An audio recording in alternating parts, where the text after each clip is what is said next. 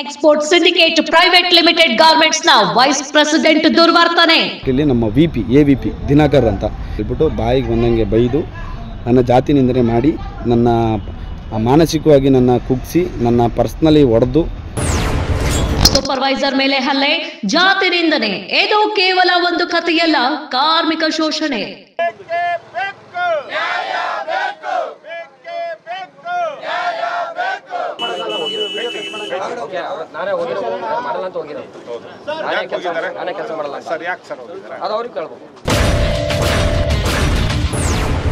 ಹಲ್ಲೆಗೊಳಗಾದ ಅನಿಲ್ ಹಾಗೂ ಆತನ ತಾಯಿಯಿಂದ ನ್ಯಾಯಕ್ಕಾಗಿ ಹಂಬಲ. ಅವ್ನು ಹಿಡ್ಕೊಂಡು ಚೆನ್ನಾಗಿ ಹೊಡೆದು ಒಳಗೆ ದೂರ್ಕೊಂಡು ತಂದೆ ತಾಯಿ ಇದೆಲ್ಲ ಕೆಟ್ಟದಾಗಿ ಮಾತಾಡಿದ್ದಾರೆ. ಈಗ ಅವ್ರು ಬಂದು ಏನಾರು ನಮ್ಗೆ ನ್ಯಾಯ ಒದಗಿಸ್ಕೊಟ್ಟಿಲ್ಲ ಅಂದರೆ ನಾವು ಇಲ್ಲೇ ಧರಣಿ ಕೊಡ್ತೀವಿ, ಇಲ್ಲೇ ಏನಾರು ಮಾಡ್ಕೊಳ್ತೀವಿ. ಎಫ್ಐಆರ್ ಆದರೂ ಸಹ ಇನ್ನು ಬಂಧನವಾಗದ ದಿನಕರ್. ವೈಸ್ ಪ್ರೆಸಿಡೆಂಟ್ ದಿನಕರ್ ಹಿನ್ನೆಲೆ ಕೆದಕಿದಷ್ಟು ಮಠ ಬಯಲಾಗ್ತಿದೆ ಆತನ ಕರಾಳ ಮುಖ. ಬೆದರಿಕೆ ಆಗ್ತಾನೆ ಅಂದ್ರೆ ಮತ್ತೆ ನೀವೇನಕ್ಕೆ ಬೇಕು? ಪೊಲೀಸ್ ಸ್ಟೇಷನ್ ಏನಕ್ಕೆ ಬೇಕು?